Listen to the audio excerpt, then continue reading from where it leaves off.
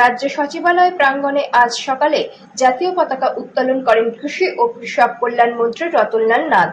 তিনি আরক্ষ বাহিনীর সমবেত কুচকাওয়াজ পরিদর্শন করেন ও অভিবাদন গ্রহণ করেন। জাতীয় পতাকা উত্তোলন করে কৃষিমন্ত্রী বলেন, আমাদের দায়িত্ব দেশকে প্রাণ দিয়ে রক্ষা করা, স্বাধীনতার শত্রুদের চিহ্নিত করা।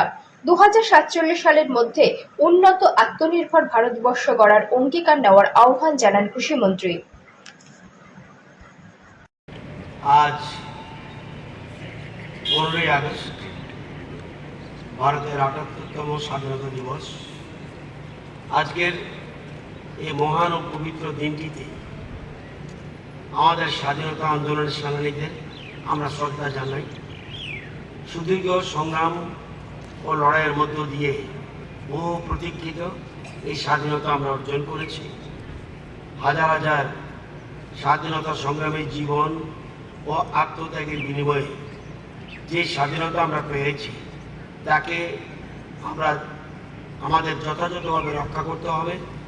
স্বাধীন ভারতে জাতীয় পতাকার সম্মান ও মর্যাদা আমাদের অক্ষুণ্ণ রাখতে হবে। আমাদের মনে রাখতে হবে, স্বাধীনতা অর্জন করা যতটা কঠিন, তার চেয়ে অনেক বেশি কঠিন কাজ হলো স্বাধীনতা অক্ষুণ্ণ রাখা। আমাদের প্রতিবেশী রাষ্ট্র বাংলাদেশ, পাকিস্তান ও শ্রীলঙ্কার ঘটনাবলী থেকে আমাদের শিক্ষা নিতে হবে। আমাদের প্রতিবেশী রাষ্ট্র বাংলাদেশে একের পর এক সামরিক অভ্যুত্থান এবং গণ অভ্যুত্থানের ঘটনা ঘটেছে। প্রতিবেশী দেশ শ্রীলঙ্কা এবং পাকিস্তানও অভ্যুত্থানের ঘটনা, নির্বাচিত সরকারের পতন হয়েছে। বৈদেশিক সাম্রাজ্যবাদী শক্তি এই সকল ঘটনার সঙ্গে প্রত্যক্ষ এবং অপ্রত্যক্ষভাবে জড়িত ছিল বলে বিশ্ববাসীর দাবি।